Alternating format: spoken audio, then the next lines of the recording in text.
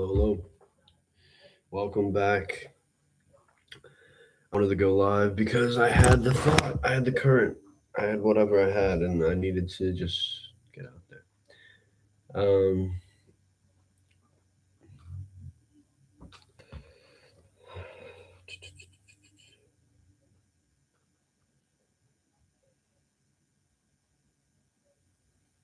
hmm, okay. I wanted to talk about more about the screen, um, social media, the effects, the hidden environments it's created, um, some of the things it's normalized, I would say, as well as just some of the results of, I guess, the habits of social media, which not necessarily social media, but the screen in general. And I think as long as we keep building upon this idea, there's no real end. There's never an end, by the way. There's any of your studies or anything. There's never an end. It's always going to go. So it's real important to have some humor and some, some imagination amongst it.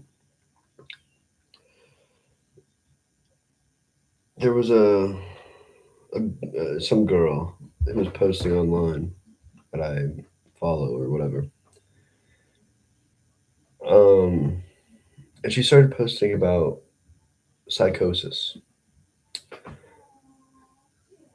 and how she sort of experienced psychosis.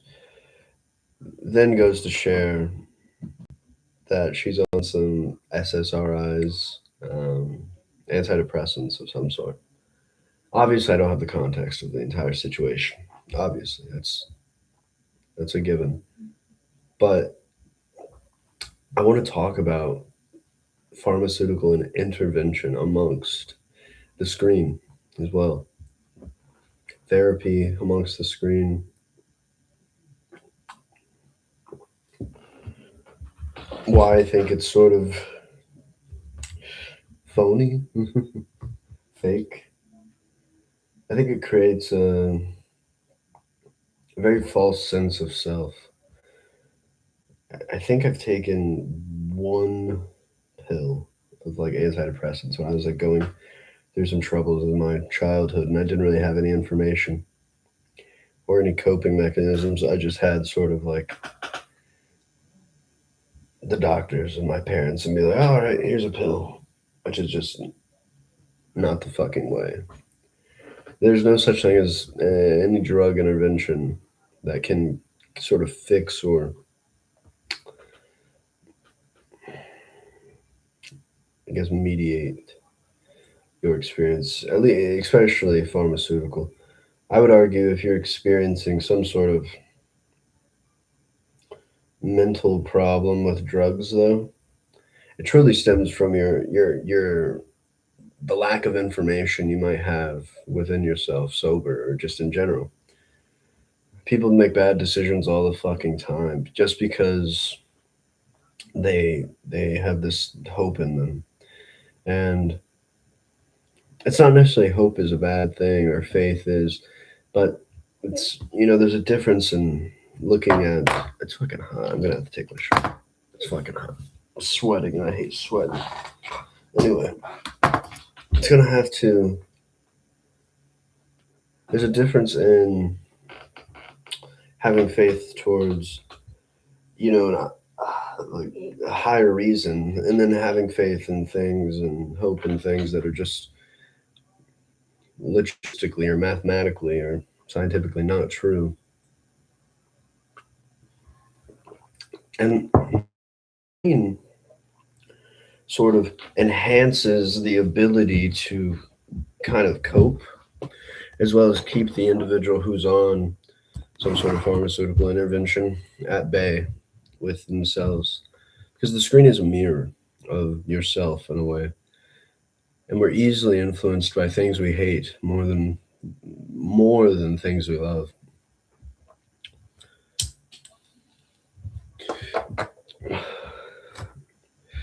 I think one perspective we could really share, kind of hit the head of the nail on, is the screen being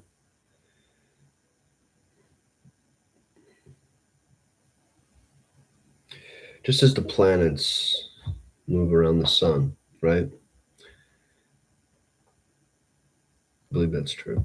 I'm literally not a scientific nerd, so I'm pretty sure that's true.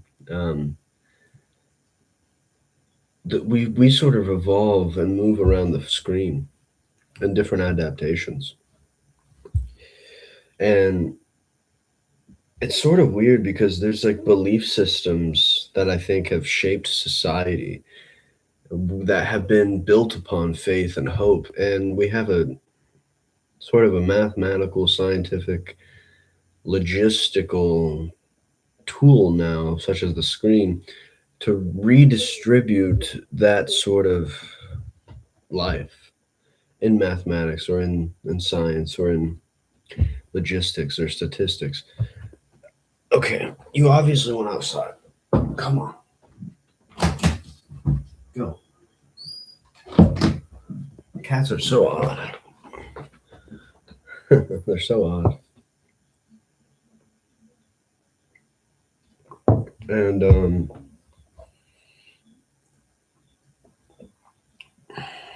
I guess where I'm going with this is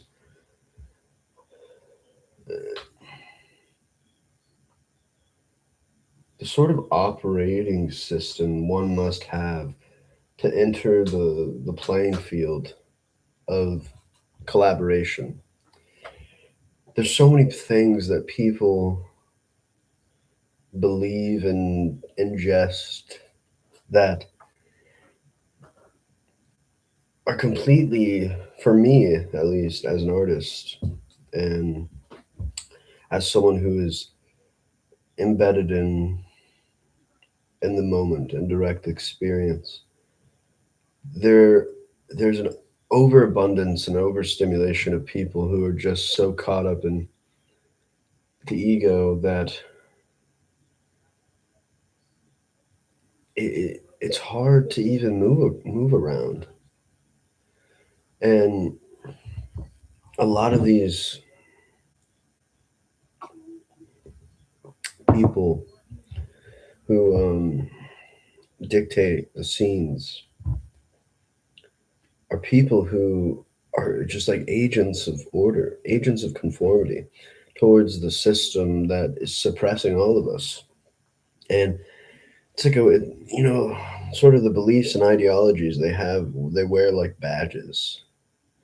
And it's actually hard to get into these sort of scenes without fully submitting yourself to like certain ways, certain buzzwords, and you sort of lose your identification because you're just you're the tendency belongs to just being seen rather than being heard, being understood first of all. And when you have a whole community of artists who are just focused on being seen, the it's compromised. It's fucking compromised. And when you have individuals amongst these kinds of scenes who are so ego driven, the gatekeeping is not necessarily gate kept in the physical form. Like we can all go to these places, but the gatekeeping is to dumb yourself down almost into their ways, and it's so fucking it's stupid. It's stupid how it surrounds us. And I guess my sort of problem, or the problem I see with this operating system, is that expression isn't becoming novel. Creativity isn't novel anymore. It's replication and imitation. And I think the only way we can move forward is to like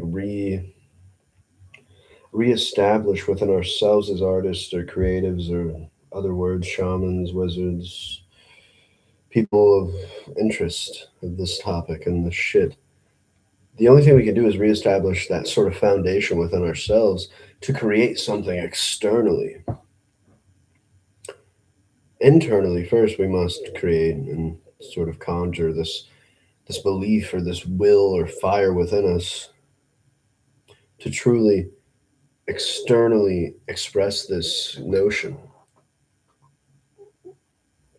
And it has to be from us, not through these other forms, not through these other environments. We must take back the reins. We must. And no amount of pharmaceutical intervention, no amount of dogmatic or propagandic information that's in people's minds, no amount of identification with a scene or an ideology can reignite this, because it's going to be a formless thing that it just appears like mushrooms after a rain. They're just going to appear and disappear and reappear, and they're going to live underground truly. The sort of underground we have now is not the underground. It's this conformity of virtues. And all these people, I think, are lying to themselves because they accept everyone. And you can't accept everyone. I'm sorry. You can appreciate the humanity in another, but not everyone can exist in one space, sadly.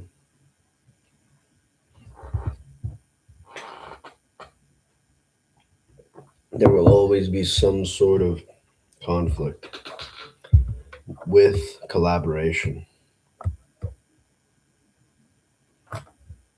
Carry on.